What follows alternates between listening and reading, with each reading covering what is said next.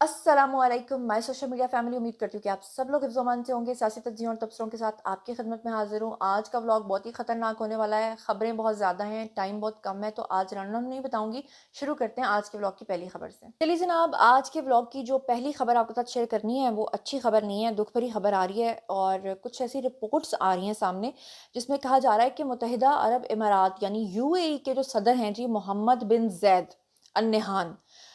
उनके साथ ये हादसा पेश आया कि उनको अचानक से स्ट्रोक हुआ है, दिमागी शरेआन का उनको मसला हुआ है। कुछ लोग कह रहे हैं उनकी शरेआन फट गई है और बताया जा रहा है कि उनकी जो हालत है वो इस वक़्त काफ़ी ज़्यादा तशवीशनाक है। टर्की के जो सदर हैं जी, तैयब एर्दोगान, उन्होंने और जो यूनान के वज़ीर-ए-आज़म हैं, दोनों ने मुत्तहिदा अरब इमारात के जो सदर हैं मोहम्मद बिन ज़ैद अल नह्यान, उनके साथ सेहत के मसले का हवाला देते हुए मुत्तहिदा अरब इमारात का जो तयशुदा दौरा था उसको भी मनसूख कर दिया है। तो ये बड़ी एक अजीबो-गरीब सी खबर आ रही है और अल्लाह उनको सेहत तंदुरुस्ती दे जनाब। सेहत के हवाले से इस तरह के मसाइल और खुदा न खास्ता अगर शरेआन फट जाए तो फिर तो रिकवरी में आपको पता ही है कि कितना टाइम लग सकता है या खुदा न खास्ता किस तरह की खबरें जो हैं वो सुनने को मिल सकती हैं। अच्छा, इसके साथ ही आपको बता दूं कि इस वक्त पाकिस्तान की जो सियासत है उसमें जो उतार चढ़ाव है, ऑब्वियसली उसमें इमरान खान का जिक्र ना हो ये पॉसिबल नहीं है। अब आजकल जो राइवलरी चल रही है, जो मसला चल रहा है, वो पीटीआई और पीपल्स पार्टी का चल रहा है। जब से आसिफ अली जरदारी साहब ने इमरान खान के बारे में ये कहा है कि जनाब वो एनआरओ मांगना चाहते हैं, अभी 1.5 साल गुजरा है और उन्होंने जेल के अंदर चिल्लाना शुरू कर दिया है, तब से जितनी गंदगी जरदारी के ऊपर या उनकी फैमिली के ऊपर उछाली गई है वो बताने की जरूरत नहीं, क्योंकि प्रीवियस व्लॉग्स में ऑलरेडी मैं सारी चीज़ें जो हैं वो आप लोगों के साथ शेयर कर चुकी हूँ। मगर ज़रदारी साहब हैं कि वो रुकने का नाम ही नहीं ले रहे। वो हर रोज़ एक नया बयान दागते हैं और पीटीआई के अंदर जो उनकी सफ़ें हैं उनको हिला के झंझोड़ के रख देते हैं। अब की बार ज़रदारी साहब ने फिर से इमरान खान के ऊपर तनकीद करते हुए कहा है कि सियासत में ऐसा होता है,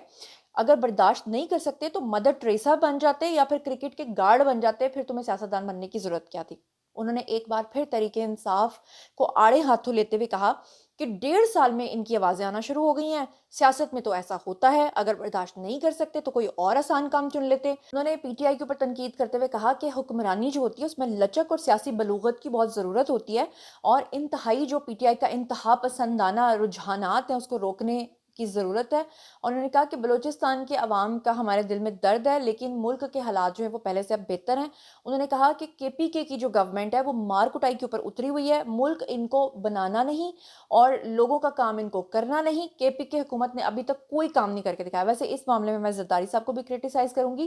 क्योंकि अगर इमरान खान की गवर्नमेंट पिछले 15 साल से, 13 साल से, 14 साल से केपीके के अंदर जो कुछ भी कर रही है वो तो हमें पता है। लेकिन आपने जिस तरह से सिंध को तबाह व बर्बाद किया है, आपने जिस तरह से कराची की हालत अबतर की है, उसके ऊपर आप नज़र-ए-षानी कीजिए। या तो आपने सिंध को एक मॉडल सूबा बना दिया होता ना, तो हम कहते कि आपने कमाल कर दिखाया है, तो फिर हम दूसरों को भी इसकी एग्ज़ाम्पल देते, जिससे हम पंजाब के सूबे की मिसाल दूसरों को दे सकते हैं। हम सिंध की मिसाल नहीं दे सकते, अल्लाह माफ़ करे। मुझे सिंध का मुस्तकबिल ठीक नज़र नहीं आता, अल्लाह माफ़ करे। जिस तरह वहाँ पे इतनी ऊँची-ऊँची बिल्डिंग्स हैं और उन बिल्डिंग्स की जो मखदूश हालत है ना, अनकरीब आप देखेंगे कि आजकल तो वो आपने गुल प्लाज़ा वाला हादसा देखा था ना, इस तरह के एक दिन में कई-कई 100 हादसे होंगे। फिर जो उस वक़्त लोग आपके गिरेबानों से पकड़ के आपको खींचेंगे, उस वक़्त से आप लोग डरें। खुदा का वास्ता अपने-अपने सूबे के ऊपर तवज्जो दें और उसकी बेहतरी के लिए काम करें। सिर्फ़ खाली नारे लगा देना और बातें कर देना और दूसरों पे तनकीद कर देना, मैं इस चीज़ को बिल्कुल सपोर्ट नहीं करूँगी। अच्छा, तीसरा ये कि जो आए रोज़ पीटीआई वाले वावेला करते हैं कि इमरान खान को जेल में कुछ मिल नहीं रहा, उनको प्रॉपर खाना नहीं मिल रहा, उनके साथ ये हो गया, तो उनके साथ वो हो गया। अभी कुछ दिन पहले उन्होंने ये कैंपेन चलाई कि इमरान खान की 85% नज़र जो है वो ख़त्म हो गई, इमरान खान अंधे हो गए। मतलब मुझे समझ नहीं आती कि दूसरों को कहने की ज़रूरत ही क्या है, जब आप खुद ही अपने लीडर को पकड़ के बदनाम करे जा रहे हैं। अब फाइनली हुआ क्या है कि इमरान खान जेल के अंदर क्या खाते हैं? उसके लिए मोहसिन नकवी ने कहा कि मेरा बस चले तो मैं सारे सहाफ़ियों को पकड़ूँ और जेल के अंदर ले जाऊँ और जाके दिखाऊँ कि खान साहब क्या-क्या खाते हैं। अब फाइनली इमरान खान साहब की जेल के अंदर से जो मेन्यू है, जो वो खाते हैं, उसकी डिटेल सामने आ गई हैं। थोड़ी-सी डिटेल्स मैं आपके सामने रख देती हूँ, फिर अगली खबर पे चलूँगी। तो पता ये चला है कि खान साहब को जेल के अंदर ताज़ा फलों के जूसेस जो हैं वो पिलाए जाते हैं। इसके अलावा देसी मुर्गी के साथ वो नाश्ता करते हैं और देसी एक दिन वो देसी मुर्गी खाते हैं, एक दिन वो मटन खाते हैं। शहद, कॉफ़ी, मिक्स अचार भी उनको मिलता है। अडयाला जेल में दस्तयाब सहूलियात की ये जो पूरी लिस्ट है ये सामने आ गई है। इसमें ये कहा जा रहा है कि अडयाला जेल में कंपाउंड 7 सेल के ऊपर ये मुश्तमिल है और 57 फीट लंबी और 14 फीट चौड़ी उनकी राहदारी है और उससे मुल्हिक 35, 36 اور 37 کا ان کا لان بھی ہے جس میں وہ سیر کر سکتے ہیں۔ سپرنٹینڈنٹ اڈیالہ جیل کے مطابق ان کا کہنا تھا کہ لان میں بیٹھ کے وہ کتابیں پڑھتے ہیں، اخبارات پڑھتے ہیں، دھوپ سیکتے ہیں۔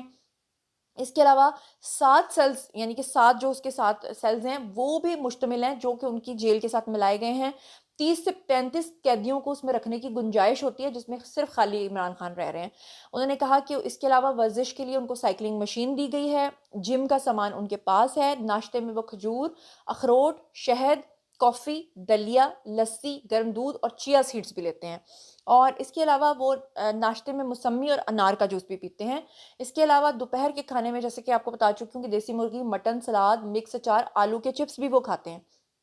فرائی انڈا اور مکس دال بھی ان کو دی جاتی ہے، اور شام کو وہ بادام، کشمش، پسا ہوا ناریل، دودھ، کھجور، کیلے اور سیب کا شیک بھی پیتے ہیں۔ ماشاءاللہ، اب دیکھیں اور کیا چاہیے، کوئی انسان اگر 70 پلس ہو اور وہ ماشاءاللہ یہ سب چیزیں کھا سکتا ہو، ان کو ہضم کر سکتا ہو، یہ کتنی بڑی بات ہے، کوئی چھوٹی بات نہیں ہے۔ اور پھر ان کو صبح سے لے کے شام تک قدرتی روشنی اور تازہ ہوا جو ہے وہ دی جاتی ہے، یعنی وہ جو پورے آگے ایکسٹینشن ان کو ملی ہوئی ہے، وہ راہداری ان کے پاس لان ہے پورا، اور اڈیالہ جیل میں بالکل محفوظ ماحول میں ان کو رکھا گیا ہے، اور اس کے بعد بھی اگر لوگ اس طرح کی غلط باتیں کریں تو پھر ان کو خود سوچنا چاہیے۔ اس سے پہلے کہ میں اگلی سیاسی خبر پہ جاؤں، ایک اور بیچ میں خبر آئی اور وہ بڑی دکھ بھری خبر تھی، اور وہ اتنی عجیب خبر تھی، اور اس طرح کی خبروں میں دن رات اضافہ ہوتا جا رہا ہے وہ بھی ہمارے ملک میں، اور بڑی ہی شرمناک یہ خبر ہے، تو بڑا دکھ ہوتا ہے اس طرح کی خبریں سن کے۔ ابھی آپ نے کچھ دن پہلے سنا تھا، اور وہ خبر بھی میں نے ہی آپ کو بریک کی تھی، اور میں نے آپ کو بتایا تھا کہ ایک نجی یونیورسٹی جو ہے لاہور کی، اس کی جو طالبہ ہے اس نے 2nd فلور سے چھلانگ مار کے اس نے خودکشی کر لی تھی، آپ کو یاد ہوگا، پھر وہ کوما میں چلی گئی تھی، اور آپ کو یاد ہوگا کہ خودکشی کرنے سے پہلے اس نے 21 منٹ تک کسی کے ساتھ فون پہ بات کی تھی، اور پھر اس نے سارا جو کال کا ریکارڈ ہے اس کو ڈیلیٹ کر دیا تھا، لیکن بعد میں پتہ چل گیا تھا۔ اچھا، شروع میں ڈرامہ کرنے کی کوشش کی گئی اس کی فیملی کی طرف سے کہ جناب اس کو سٹریس تھا ٹیچرز کی وجہ سے، یا پتہ نہیں اس کی اٹینڈنس کا مسئلہ تھا، یا پتہ نہیں اس کو ایگزام میں بیٹھنے نہیں دیا جا رہا تھا۔ تو جب پورا میڈیا آپ کو یہ خبر دے رہا تھا کہ یہ سارے مسئلے مسائل ہیں، میں آپ کو بتا رہی تھی کہ اس کا ایک لڑکے کے ساتھ چکر تھا، اور وہی بات بعد میں ثابت ہوئی، اور وہ جو 21 منٹ کی کال جو ہے وہ ڈیلیٹ کی گئی تھی، وہ پتہ چلا کہ وہ جس لڑکے کے ساتھ، اس لڑکے کو بھی اٹھا کے لے جایا گیا، اور اس لڑکے نے کہا کہ جی ہم شادی کرنا چاہتے تھے، گھر والے مان نہیں رہے تو، اور ایز یوزول وہ لڑکا جیسے بے وفائی پہ آتا تو وہ لڑکی برداشت نہیں کر سکی، مرنے کے لیے اس کو جگہ کوئی اور نہیں ملی تو جا کے یونیورسٹی سے اس نے چھلانگ مار دی۔ اب اسی طرح کا ایک اور واقعہ دوبارہ سے پیش آیا، اور یہ واقعہ بھی انتہائی افسوسناک۔ فاطمہ جناح میڈیکل یونیورسٹی کا ہاسٹل، اس کی 3ری منزل سے چھلانگ مار کے لڑکی نے دم توڑ دیا، پہلے کوما میں چلی گئی، اس کے بعد جناب جب اس نے چھلانگ ماری تو پہلے ریسکیو ادارے جو ہیں انہوں نے اس کو وہاں سے لیا، ہاسپٹلائز کیا۔ لڑکی کا تعلق بتایا جا رہا ہے آزاد کشمیر سے تھا،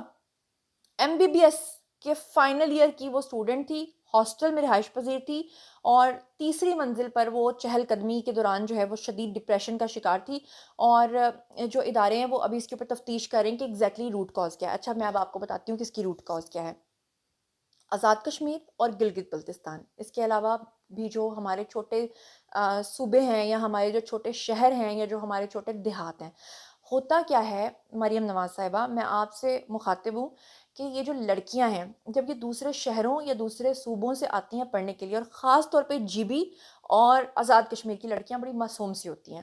اور پھر جب یہاں پہ اس طرح کے افیئرز میں وہ پڑھتی ہیں، اور پھر جب ان لڑکیوں کے ساتھ غلط کاری ہوتی ہے، بدفعلی ہو جاتی ہے، پیچھے فیملی کو بتا نہیں سکتی،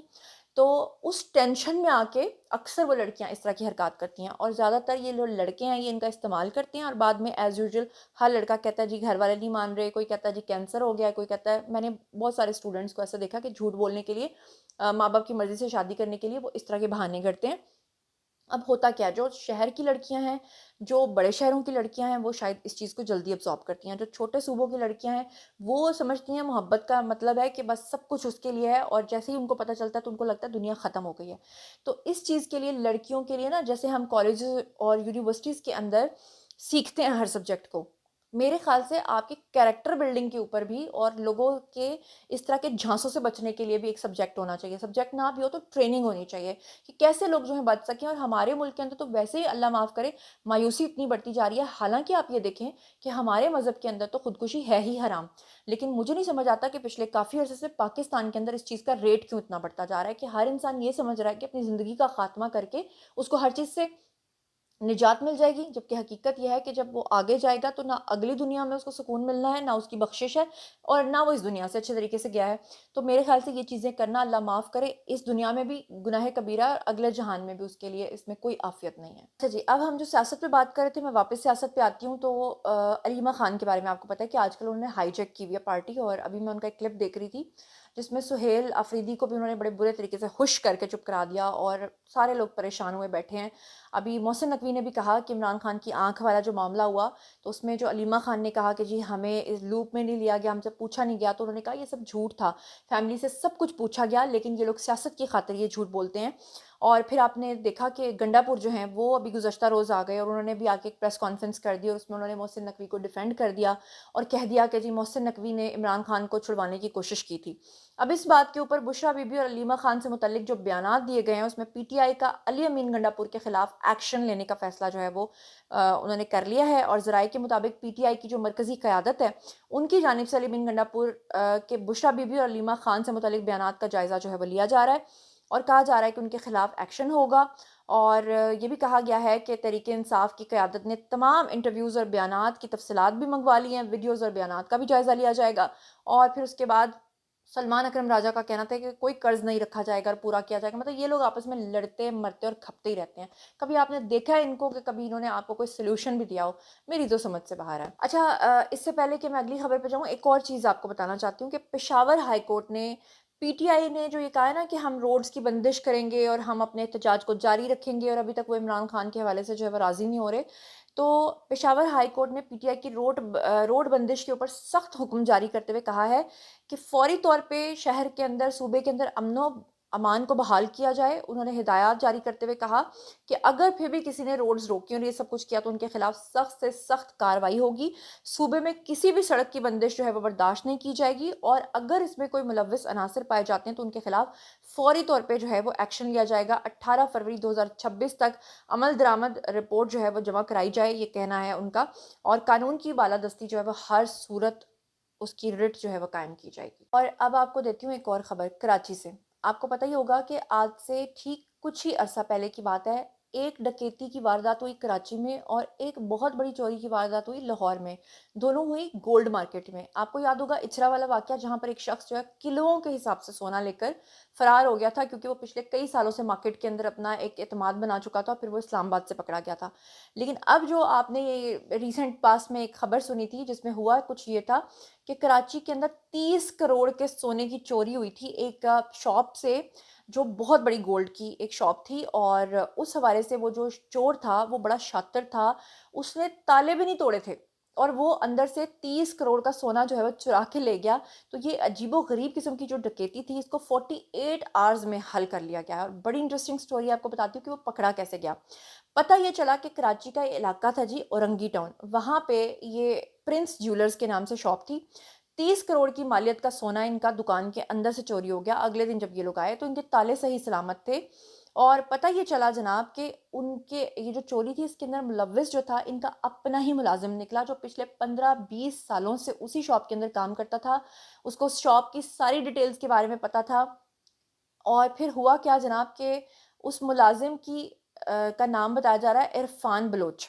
اس نے نہ صرف یہ منصوبہ بنایا بلکہ اس نے 3 اور لوگوں کو اپنے ساتھ ملایا، اور پھر اس نے جو ہے نا وہ تالا توڑنے کے بجائے اس کی چابیوں کو کیسے کھولنا ہے وہ پوری ایک چیز، اس نے ویلڈنگ مشینز اور ہر چیز اپنے پاس رکھی ہوئی تھی، اور پھر اس کے بعد اس نے جب دوسرے لوگوں کے ساتھ مل کر یہ سب کچھ کیا، تو ڈی آئی جی ویسٹ ہیں ان کے مطابق ملزم عامر جو ہے وہ اس کی پوری واردات کا، سہولت کاری کا اور ان سب چیزوں کا وہ نکلا، اور پھر اس کے بعد اس کی فوٹیجز بھی اب سامنے آ گئی ہیں، اور